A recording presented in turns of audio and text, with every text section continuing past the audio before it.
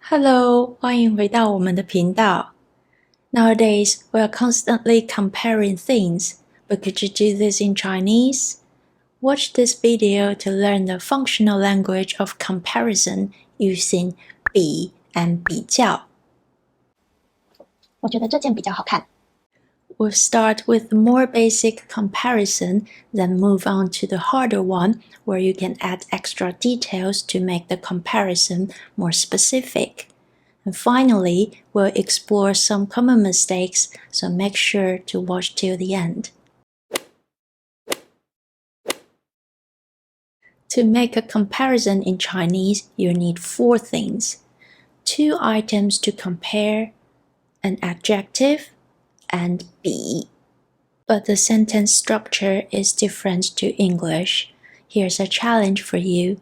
Listen to this example and see if you can work out the order of the 4 components used. 他比妈妈高。他比妈妈高。Did you identify all the components and work out the word order?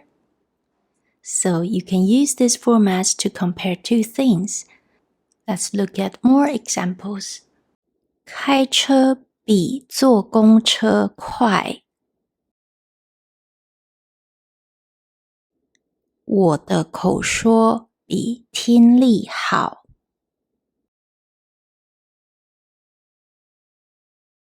Now, how about 比较? You use it when you don't need to explicitly mention 2 items you are comparing. The comparison can be understood based on the context. You can think of it as adding er to an adjective in English. For example, 去年比较忙。今年比较热。A bonus tip, you can also use 比较 to express your preference by adding verbs like 喜欢 or 想 after 比较. For example, 你喜欢看书吗？还好，我比较喜欢看电视。你想去逛街吗？今天好热，我比较想去游泳。Now, when making comparison, it's always useful if you can give more information using numbers. It's easy, just add the number at the end. For example, 他比妈妈高30公分。我的新家比旧家大2倍。Finally, let's look at some common mistakes that I hear learners make all the time. Number 1, use 比较 when comparing 2 items. In the following example, you should say, 我比你高。Number 2, use degree words like 很、非常、真的 etc. in a 比 sentence. If you want to stress the comparison, you should use 还 or 更.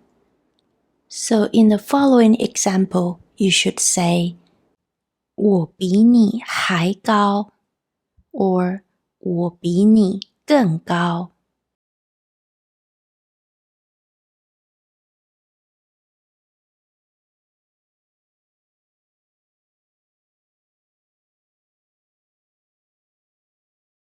Just remember, the negative forms should be 不比 and 比较不.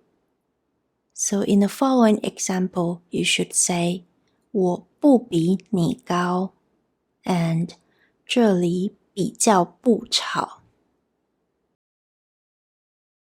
I hope you find today's video useful and you are feeling 我的中文比昨天更好了. Thank you very much for watching. I'll see you in the next video. Bye bye.